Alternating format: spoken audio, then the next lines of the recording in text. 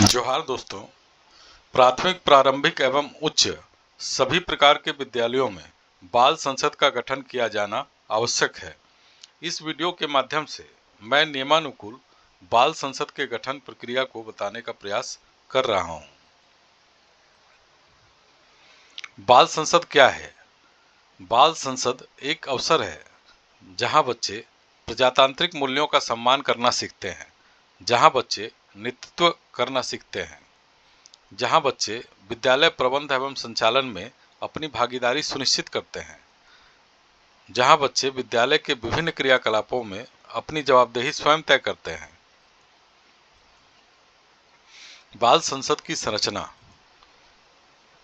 विद्यालयों में बाल संसद के गठन हेतु नामांकित बच्चों की संख्या के आधार पर सांसदों की संख्या निर्धारित की जाती है। इसके लिए मापदंड निर्धारित हैं, जो इस प्रकार हैं। स्कूलों में छात्र संख्या अगर 40 से कम है तो 20 सांसदों का चुनाव वैसे विद्यालयों में किया जाएगा। जिन विद्यालयों में छात्र संख्या 40 से 100 के बीच है वहां 25 सांसदों का चुनाव किया जाएगा। जिन विद्यालयों में छात्र संख्या 101 से 300 के बीच है वहां 35 सांसदों का चुनाव किया जाएगा। जिन विद्यालयों में छात्र संख्या 301 से 500 के बीच है वैसे विद्यालयों में 60 सांसदों का चुनाव किया जाएगा। 500 से अधिक छात्र संख्या जिन विद्यालयों में है वहां पे 80 सांसदों का चुनाव किया जाना है।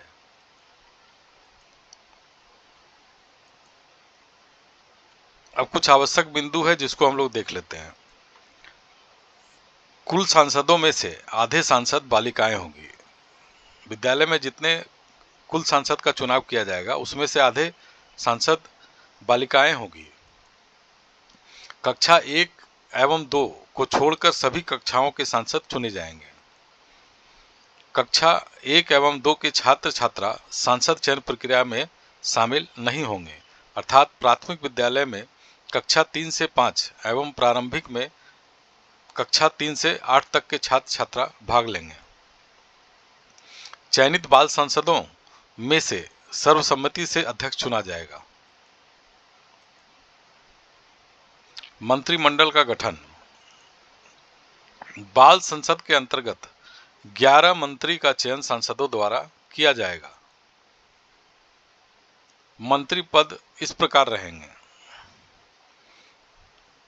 एक प्रधानमंत्री का चुनाव होगा, एक स्वास्थ्य मंत्री, एक स्वच्छता मंत्री, एक सुरक्षा एवं न्याय मंत्री, पोषण मंत्री, संचार एवं संपर्क मंत्री, उपस्थिति मंत्री, शिक्षा मंत्री, कौशल विकास मंत्री, पर्यावरण मंत्री और 11वें जो रहेंगे वो खेलकूद एवं सांस्कृतिक मंत्री।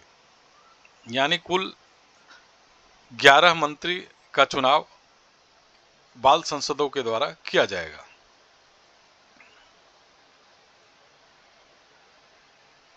उप मंत्री पद। वैसे विद्यालय जहां बच्चों का नामांकन 200 से अधिक हो वहां प्रत्येक मंत्री पद के लिए एक उप मंत्री का चयन किया जाएगा। आवश्यक बिंदु। मंत्रिमंडल के गठन के पश्चात प्रधानाध्यापक द्वारा सभी सांसदों को शपथ ग्रहण कराया जाएगा। बाल संसद के अध्यक्ष द्वारा सभी मंत्रियों को शपथ ग्रहण कराया जाएगा।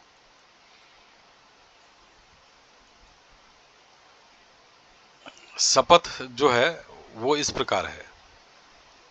मैं बाल संसद का नाम, बाल संसद विद्यालय का नाम शपथ लेती हूँ कि मैं हमेशा विद्यालय के हित में कार्य करूंगी, अपने विद्यालय का पालन, अपने कर्तव्य का पालन ईमानदारी से करूंगी। विद्यालय में शिक्षा का अधिकार कानून एवं गुणवत्तापूर्ण शिक्षा सुनिश्चित करने में कटिबद्ध रहूंगी। ये जो शपथ है वो सभी चयनित बाल संसद और मंत्रीगण को दिलाया जाएगा। बाल संसद के मंत्रिमंडल के कार्य। प्रधानमंत्री, इनके क्या क्या कार्य रहेंगे वो हम लोग देखते हैं। विद्यालय में सुबह की प्रार्थना सभा सुचारू रूप से कराना, विद्यालय परिसर की साफ सफाई सुनिश्चित कराना, शौचालय की सफाई एवं उपयोग सुनिश्चित कराना, मध्याह्न भोजन में बच्चे अनुशासित ढंग से भोजन कर रहे हैं इसका अनुश्रवण करना, बागवानी और वृक्षारोपण समय समय पर कराना, पुस्तकालय का उपयोग के साथ साथ आवंटन और प्राप्ति पंजी का संधारण करना, मंत्रिमंडल की लगातार बैठक कर समस्याओं की जानकारी लेना एवं समाधान का प्रयास करना। स्वास्थ्य मंत्री के कार्य: नियमित रूप से योग, व्यायाम एवं खेल कूद में बच्चों को भाग लेने के लिए प्रोत्साहित करना, समय समय पर प्राथमिक उपचार किट का निरीक्षण करना ताकि सामग्री घटे नहीं, समयावधि समाप्त दवा को निकालकर नष्ट करना, सभी बच्चों को IFA यानी आयरन और फॉलिक एसिड एवं एल्बेंडाजोल की गोली उपलब्ध करवाना, शौचालय के उपयोग के लिए सभी सामग्रियों को यथास्थान सुरक्षित रखना। स्वच्छता मंत्री, इनके कार्य को हम लोग देखते हैं। वर्ग कक्ष एवं परिसर की सफाई सभी के सहयोग से प्रतिदिन करना, रसोई घर, भंडार कक्ष एवं चापाकल के आसपास प्रतिदिन सफाई करना, प्रार्थना सभा में पोशाक की सफाई, नाखून, बाल आदि का अनुश्रवण करना, कूड़ा कूड़ेदान में ही डाला जाए इसकी आदत विकसित करना, भोजन से पहले एवं शौच के बाद सभी बच्चे साबुन से हाथ धोएं इसकी आदत डालना। सुरक्षा एवं न्याय मंत्री, इनका कार्य देख लेते हैं। बच्चों के बीच बाल विवाह, बाल मजदूरी, बाल तस्करी आदि विषयों पर जागरूकता कार्यक्रम आयोजित करना, विद्यालय के शिकायत पेटी में शिकायत डालने के लिए बच्चों को प्रेरित करना, शिक्षकों एवं बच्चों के द्वारा होने वाले हिंसा एवं भेदभाव का पहचान कर सांसदों के संज्ञान में लाना। पोषण मंत्री के कार्य: बच्चों को पंक्तिबद्ध होकर मध्याह्न भोजन करने से पहले साबुन से हाथों की सफाई करने के लिए प्रेरित करना, प्रतिदिन भोजन स्थल एवं भंडार कक्ष की सफाई में सहयोग करना, बर्तनों के सुरक्षित रखरखाव में सहयोग करना। संचार एवं संपर्क मंत्री, समाचार के चयन एवं पाठन में सहयोग करना, दीवार समाचार पत्र अपने स्थान पर सुरक्षित लगा रहे और समय समय पर उन्हें बदलकर नए समाचार पत्र लगे इसमें मदद करना। उपस्थिति मंत्री के कार्य: प्रतिदिन विद्यालय आने के लिए बच्चों को प्रेरित करना, प्रतिदिन उपस्थित छात्रों की संख्या को प्रदर्शित करना, प्रयास कार्यक्रम को पूरी तरह लागू करने में सहयोग करना, खेलकूद एवं सांस्कृतिक गतिविधियों को आयोजित करना।